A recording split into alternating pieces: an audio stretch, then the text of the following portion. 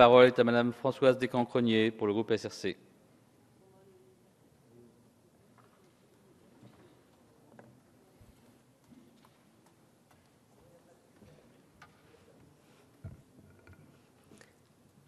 Monsieur le Président, Monsieur le Ministre, Madame, Monsieur les rapporteurs, mes chers collègues, les 3 missions budgétaires que nous examinons aujourd'hui, si elles recouvrent des services et des entités administratives différentes, présentent la particularité de se situer au cœur de l'action de l'État.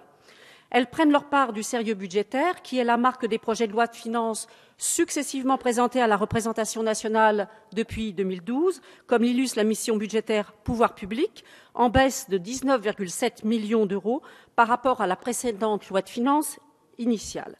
Je tiens, comme j'avais eu l'occasion de le faire en commission élargie, à saluer notamment les efforts déployés par la présidence de la République. Si, comme notre collègue rapporteur, Marc Le Fur, a eu l'occasion de le rappeler, les efforts ont été entamés lors de la présidence précédente, mais il n'en demeure pas moins qu'ils ont été intensifiés depuis 2012. Nous arrivons ainsi, pour ce projet de loi, à un budget de 100 millions d'euros pour la présidence. La maîtrise budgétaire sur le plan comptable s'accompagne par ailleurs d'une amélioration des pratiques, comme l'a souligné la Cour des comptes, ce qui est à saluer. Les autres institutions de la République ne sont pas en reste, avec une absolue stabilité des budgets des assemblées parlementaires depuis maintenant plusieurs années. Il est important de le dire, dans une période où les élus de la République sont systématiquement soupçonnés d'être trop légers dans leur utilisation des deniers publics. Le Conseil constitutionnel fournit également un important effort, alors même que ses missions ont largement augmenté ces dernières années. Enfin, comme nous avons eu l'occasion les uns et les autres de le dire en commission élargie, un travail est souhaitable pour rapprocher les 2 chaînes télévisées parlementaires. Les missions budgétaires que nous examinons ne font pas que participer au sérieux budgétaire. Celui-ci ne constitue pas l'horizon indépassable de la majorité. Ces missions mettent aussi en œuvre nos priorités en termes de politique publique. Il en est ainsi des missions budgétaires Conseil et contrôle de l'État et Direction de l'action du gouvernement, en hausse respectivement de 1 et 4,3 %. Je parle des crédits de paiement. Ces efforts permettent de mettre en œuvre les priorités de la majorité, comme la justice, avec le renforcement de la justice administrative, en l'occurrence, puisque, par exemple, ce sont 35 équivalents temps plein qui renforceront les juridictions l'année prochaine, et notamment la Cour nationale du droit d'asile. Notre politique porte ses fruits avec une diminution ces dernières années des délais de jugement et donc de la qualité du service public rendu aux usagers. Les autres programmes budgétaires de cette mission, Conseil économique, social, environnemental et Cour des comptes et autres juridictions financières, au Conseil des finances publiques, sont tous orientés à la baisse. En ce qui concerne la mission budgétaire Direction de l'action du gouvernement, si la hausse s'explique en majeure partie par des modifications de périmètre, elle met également en œuvre plusieurs de nos priorités.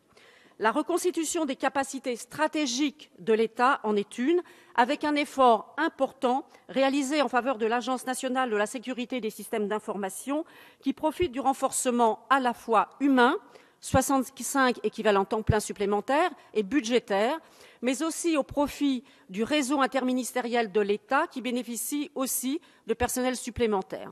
Il s'agit d'une orientation bienvenue pour renforcer les capacités de l'État face aux menaces pesant sur les systèmes d'information. La simplification représente aussi un chantier essentiel. Le bilan des premières mesures de simplification présentées la semaine dernière, ainsi que le lancement de 50 nouvelles mesures sont là pour nous le rappeler.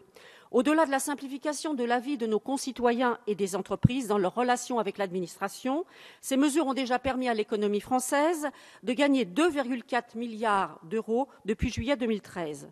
Ainsi, il y a lieu de poursuivre ce mouvement. L'Assemblée nationale suivra de très près l'avancée de ces travaux, y compris en veillant à ce que les services le mettant en œuvre bénéficient des moyens permettant de les mener à bien.